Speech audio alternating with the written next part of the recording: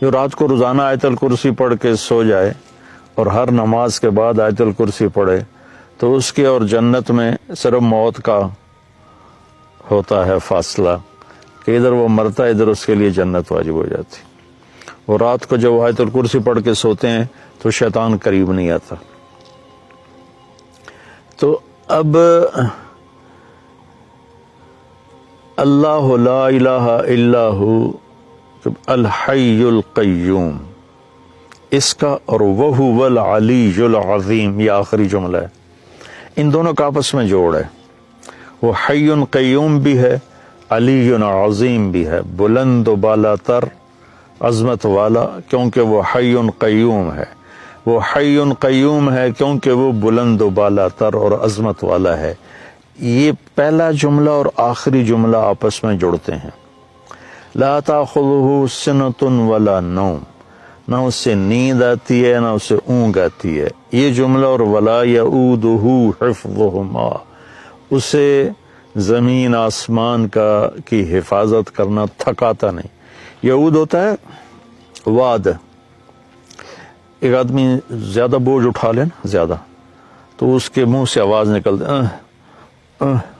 وہ کر کے چلتا ہے۔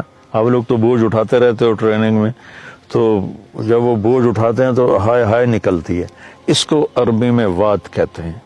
تو اللہ تعالیٰ فرماتا ہے کہ تیرے رب کی تو وہ آواز بھی نہیں نکلتی کہ تھک گیا ہوں، ہائے ہائے تھک گیا ہوں۔ تو یہ جملہ ولا یعودہ حفظہما لا تاخذہ سنۃ ولا نوم، یہ آپس میں ان کا بہت خوبصورت جوڑ ہے۔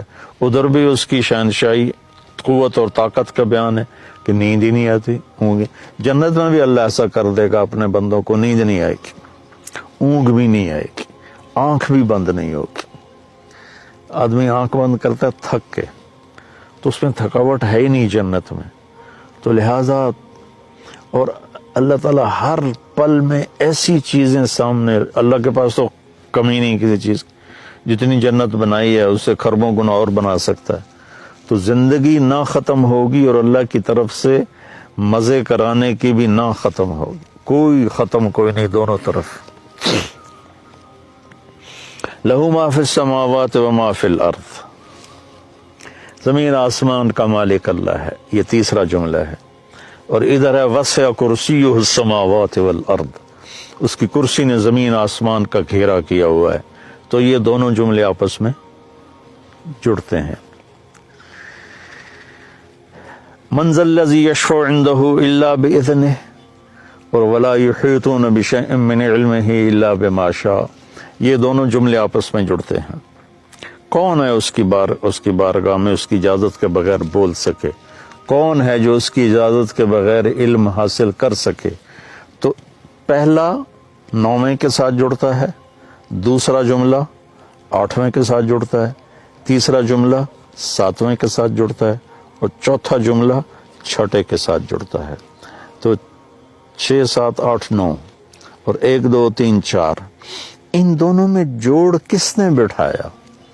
کیونکہ جب بول رہا ہوں نا تو بولتے ہوئے تو اس کی تمیز نہیں کی جا سکتی، لکھتے ہوئے ہوتا ہے کہ میں لکھ رہا ہوں تو میں سوچوں اس جملے کو اس سے کیسے جوڑوں۔